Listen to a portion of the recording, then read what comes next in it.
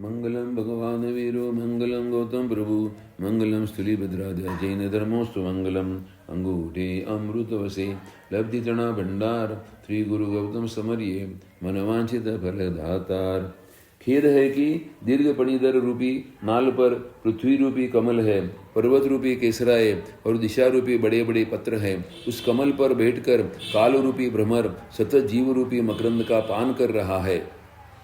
जिस प्रकार भ्रमर सतत पुष्प के पराग मकरंद के पान में मस्त रहता है, दिन और रात के भेद को वह भूल जाता है, उसी प्रकार काल रूपी भ्रमर सतत जीव रूपी मकरंद का पान करता ही जा रहा है।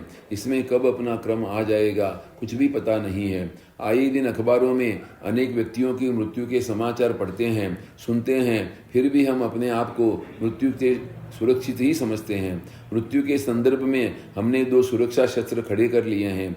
मृत्यु सदा दूसरों की ही होती है, मृत्यु बहुत दूर है। इस प्रकार की चित्तवृत्ति के कारण हम स्वयं की मृत्यु को भूल बैठे हैं, और जो मृत्यु को भूल बैठा है वही व्यक्ति संसार के पदार्थों के साथ अपने संबंध दृढ़ करता जाता है। यह जीवन मुसाफिर खाने की भांति है। जीवन तो विश्राम गृह है। विश्राम गृह में आखिर कितने समय तक रुका जाता है, परंतु हमारा यही पागलपन है कि हमने विश्राम गृह को अपना ग्रह मान लिया है और उसी भूल के कारण उसी को सजाने में, उसी के संरक्षण में सदा प्रयत्नशील रहे हैं। किसी कवि ने आत्म जागृति के लिए बहुत ही सुंदर बात कही है। मोह से तेरा कमाया धन यहीं रह जाएगा, प्रेम से अति पुष्ट किया तन जलाया जाएगा। तन फना है धन फना है, स्थिर कोई जग में नहीं, प्राण प्यारा पुत्र दारा सब यहाँ रह जाएगा। मात नहीं है तात नहीं है, सूत नहीं तेरा सगा, स्वार्थ से सब अपने होते अंत में देते दगा। एकला यहाँ पे तू आया है, एकला ही चला जाएगा, क्यों बुरे तू कर्म करता नरक में दुख पाएगा। कवि ने कितनी सुंदर और मार्मिक बात कही है। मोक्ष ही अपना वास्तविक घर है। दुनिया के घर तो अल्पकालीन है, मोक्ष में ही हम सदा के लिए अवस्थित रहते सकते हैं।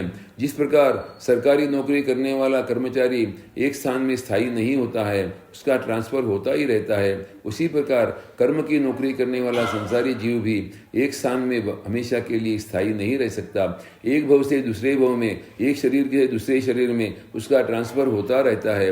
वह चाहे या न चाहे उसे अपना देह बदलना ही पड़ता है। हाँ, एक ऐसा उपाय भी है जिसके द्वारा मृत्यु पर विजय पाई जा सकती है।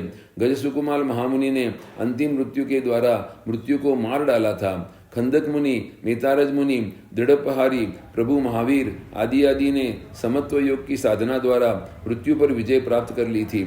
समत्व योग की साधना द्वारा वे एक ऐसी स्थिति को प्राप्त हो चुके थे कि जहां मृत्यु उनका पीछा नहीं कर सकती। वे सदा के लिए मृत्यु से परे हो चुके थे। वे शाश्वत जीवन के भोक्ता बन चुके थे। पसंद है ना आपको वह शाश्वत जीवन जहाँ मृत्यु का नामो निशान ही नहीं है, जहाँ सदा के लिए जीवन है, सदा के लिए आनंद है, सदा के लिए बंधन मुक्ति है, जहाँ आत्मा का स्वतंत्र अस्तित्व है, स्वतंत्र जीवन है, जहाँ सतत द्राता दुष्टा बनकर अक्षय आनंद का अनुभव करती है। आत्मा की ऐसी ही स्थिति को तीर्थंकर परमात्मा ने मोक्ष कहा है। यह दुर्लभ जीवन, मानव जीवन उसी की साधना के लिए है, उसी की प्राप्ति के लिए है।